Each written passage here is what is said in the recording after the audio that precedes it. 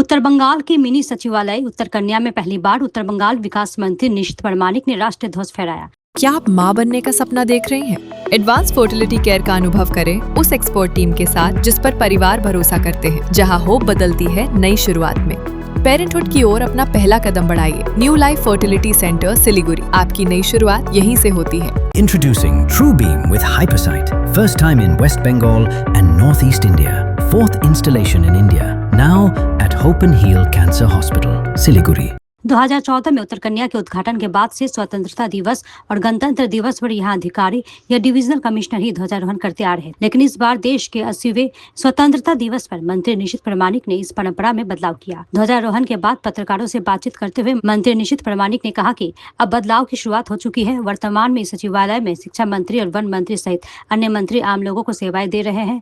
भविष्य में दक्षिण बंगाल के मंत्रियों के लिए भी यहाँ चैम्बर की व्यवस्था की जाएगी। नेताजी सुभाष चंद्र बोस को लेकर हालिया विवाद पर भी मंत्री ने कड़ी प्रतिक्रिया दी। उन्होंने कहा कि नेताजी जैसा बेटा भारत की हर माँ चाहती है। नेताजी के खिलाफ अपमानजनक टिप्पणी करने वालों को उन्होंने मूर्खों के स्वर्ग में रहने वाला करार दिया।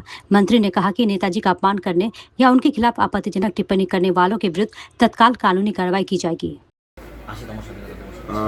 দেশের আজকে ৮০তম স্বাধীনতা দিবস। আপনারা দেখছেন যে সারা দেশ জুড়ে যেভাবে মহা ধুমধামের সঙ্গে উদযাপিত হচ্ছে আজকের দিনটি। কিছুক্ষণ আগেই দিল্লির লালকেল্লা থেকে ভারতবর্ষের মাননীয় প্রধানমন্ত্রী তিনি পতাকা উত্তোলন করেছেন এবং জাতির উদ্দেশ্যে ভাষণ দিয়েছেন। এবং এই প্রথমবার কলকাতার রেড রোডে যে আয়োজন করা হয়েছে, আমি বলবো যে একেবারে ভব্য আয়োজন। এবং সর্বোপরি সেখানেও দেশের প্রধানমন্ত্রী পতাকা উত্তোলন বড় জায়েন্ট স্ক্রিনে দেখানো হয়েছে। এবং এটা নিশ্চিতভাবে যে পশ্চিমবঙ্গে প্রথমবার আমরা এবার দেখেছি যে স্বাধীনতার 15 দিন আগে থেকেই তিরঙ্গা যাত্রা প্রত্যেকটা স্কুল থেকে শুরু করে কলেজ, প্রত্যেকটা সরকারি বেসরকারি প্রতিষ্ঠানে আমরা এই তিরঙ্গা যাত্রার যে আয়োজন দেখতে পেয়েছি, নিশ্চিতভাবে সেটা দেশভক্তির এবং দেশের প্রতি আমাদের যে গভীর শ্রদ্ধা রয়েছে এবং দায়িত্ব রয়েছে, যে কর্তব্য রয়েছে, তার পরিচয় দেয়।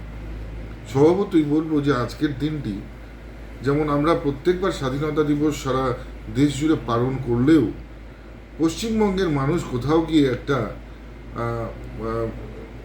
গিয়ে পশ্চিমবঙ্গের মানুষের মধ্যে একটা দুঃখ কষ্ট কাজ করত। কিন্তু এবারের স্বাধীনতা দিবস যেন পশ্চিমবঙ্গের মানুষের জন্য একটা অন্য মাত্রা এনে দিয়েছে। এবারের স্বাধীনতা দিবস যেন পশ্চিমবঙ্গের প্রত্যেকটা নাগরিকের জন্য একটা নতুন স্বাধীনতা দিবস। এবারে সত্যি আমরা সরকারে আসবার পর এই প্রথম যে স্বাধীনতা দিবস, সেটা সত্যি এত ধুমধাম এবং সারা যে ভব্যতার সঙ্গে সারা পশ্চিমবঙ্গ জুড়ে পালন হচ্ছে, এটা প্রথমবার দেখা যাচ্ছে। সারা পশ্চিমবঙ্গের মানুষ অত্যন্ত খুশি, প্রত্যেকটা নাগরিক অত্যন্ত খুশি। এই আমি যতদূর জানি উত্তরবঙ্গের এই যে দপ্তর, উত্তরবঙ্গ উন্নয়ন দপ্তর এবং পাশাপাশি উত্তর কন্যা যে মিনি সেক্রেটারিয়েট যে উদ্দেশ্যে তৈরি হয়েছিল, একটা উদ্দেশ্যে তৈরি হলেও এখান থেকে সারা পশ্চিমবঙ্গ উত্তরবঙ্গের মানুষের যে পরিষেবা, সেই পরিষেবা দেওয়ার কথা বললেও আমরা এর আগে দেখেছি সেই পরিষেবা পাওয়া যায়নি। কিন্তু পালা বদলের পর ভারতীয় জনতা পার্টির সরকার আসবার পর মাননীয় শুভেন্দু অধিকারীজির যে সরকার, সেই সরকার কিন্তু সবসময় মানুষকে পরিষেবা দিতে চেয়েছে। এবং যেমন নিয়ম করে আপনারা দেখছেন যে বিভিন্ন মন্ত্রীরা এখানে আসছেন, তারা বৈঠক করছেন, প্রশাসনিক বৈঠক নিচ্ছেন। মাননীয় মুখ্যমন্ত্রী নিজেও 6 বারের বেশি এই উত্তরকন্যায় এসে তিনি প্রশাসনিক বৈঠক করেছেন। এবং গৃহমন্ত্রী তিনিও কিন্তু এই উত্তরকন্যায় এসে তিনি বৈঠক করেছেন এবং আগামী 22 তারিখে আবার আসতে চলেছে। আজকে সত্যি আমাদের ভাবতে অবাক হয় যে প্রায় 10 বছরের উপরে, প্রায় 12 বছর সময়কাল হয়ে গেল এই উত্তরকন্যা তৈরি করবার। কিন্তু এই 12 বছরে কোনোবারই কোনো মন্ত্রী এখানে পতাকা উত্তোলন করেনি। অর্থাৎ আক্ষরিক অর্থে আমরা উত্তরবঙ্গের মানুষ উত্তরকন্যা পেলেও উত্তরকন্যার এই হয়তো পরিকাঠামো তৈরি হলো, এখানে যে স্বাধীনতার পতাকা উত্তোলন করে যে মানুষের যে অধিকার, সেই অধিকার কিন্তু এর আগে পেতে দেওয়া হয়নি। সাধারণত বিউরোক্র্যাট বা আধিকারিকরাই পতাকা উত্তোলন করেছেন।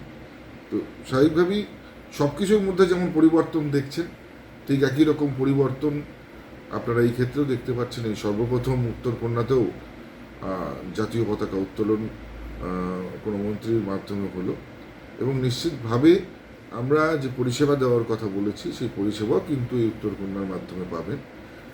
বহু মন্ত্রীরা অলরেডি নিয়ম করে সপ্তাহে কেউ একদিন কেউ দুদিন সম্মানীয় এমআইসিরা বসছেন। শিক্ষামন্ত্রী থেকে শুরু করে বনমন্ত্রী থেকে শুরু করে অন্যান্য মাননীয় মন্ত্রীগণ এখানে বসছেন, তারা পরিষেবা দিচ্ছেন। এবং আগামী দিনে আরও অন্যান্য মন্ত্রী যারা রয়েছে, দক্ষিণবঙ্গের যারা মন্ত্রী রয়েছে তারাও আসবেন, তারাও এখানে তাদের নির্দিষ্ট চেম্বার থাকবে, তারাও বসবেন, সাধারণ মানুষের কথা শুনবেন, সাধারণ মানুষকে পরিষেবা দেবেন। এবং মন্ত্রীরা উপস্থিত না থাকলেও অন্তত একজন করে সেই দপ্তরের সচিব বা সেই দপ্তরের কোনো আধিকারিক যেন উপস্থিত থাকে, সেই ব্যবস্থা কিন্তু আমরা এখানে করেছি। নেতাজি সুভাষচন্দ্র বোস আমাদের কাছে তিনি এমন একজন বীর সেনানী যে ভারতবর্ষের প্রত্যেকটা মা চায় যে নেতাজির মতন সন্তান যেন তার হয়, এবং আমরা প্রত্যেকে চাই আমাদের প্রত্যেকের আরাধ্য যেমন নেতাজি সুভাষচন্দ্র বসু, ঠিক একইভাবে আমাদের নেতা হিসেবে যদি আমরা কখনো কাউকে স্মরণ করি, আমাদের সর্বপ্রথম নেতাজি সুভাষচন্দ্র বোসের কথাই মনে আসে। তিনি তার স্বাভাবিক জীবনে প্রতিভার তো কোনো কম ছিল না। সেই সময়ে তিনি পরপর তিনি বেশ কয়েকটি পরীক্ষা, আইসিএসসি পরীক্ষায় সেই সময় তিনি উত্তীর্ণ হন। তিনি ভালো একজন বিউরোক্র্যাট হয়ে তিনি স্বাচ্ছন্দ্যের সুখের জীবনযাপন করতে পারতেন। তিনি মেয়র পদে উন্নতি হয়েছিলেন। তিনি চাইলে পরেই সমঝোতার রাজনীতি করে তিনি সুখে স্বাচ্ছন্দ্যে তার জীবনটাকে কিন্তু কাটিয়ে দিতে পারতেন। কিন্তু তিনি অন্যায়কে প্রশ্রয় দেননি, এবং ভারতবাসীর জন্য, ভারতকে স্বাধীন করবার জন্য তিনি যে কঠোর পরিশ্রম করেছেন এবং যে ত্যাগ করেছেন, সেটা ভারতবাসী হিসেবে কেউ কখনোই ভুলতে পারে না। আর যারা তার নামে কুৎসা করছে, যারা তাকে অপমান করেছে, নিশ্চিতভাবেই আমি বলবো তারা মূর্খের স্বর্গে বাস করছে। যারা তাকে এখনো অপমান করছে, এখনো অপমান করে যাচ্ছে, আমি আপনাদেরকে বলে যাচ্ছি, এই খবর আপনারা প্রকাশ করবার পরেও তার নিচেও যদি কেউ কমেন্ট করে, এর সম্বন্ধে বাজে কমেন্ট করে, ইমিডিয়েট পুলিশি অ্যাকশন নেওয়া হবে। কেউ নেতাজি সম্বন্ধে কটুকটা বলবার যদি সেই ধৃষ্টতা দেখায়, আইন তাকে ক্ষমা করবে না, আইনের চোখে ক্ষমা করবে না। সে যেখানেই থাকুক তাকে গ্রেপ্তার করা হবে, আমি দায়িত্ব নিয়ে বলছি। আইন আইনের পথে চলবে। আমাদের বরেণ্য নেতা নেতাজি সুভাষচন্দ্র বসু সম্পর্কে কেউ কটু কথা বললে পরে আমরা ভারতবাসী হিসেবে তাকে ছেড়ে কথা বলবো না।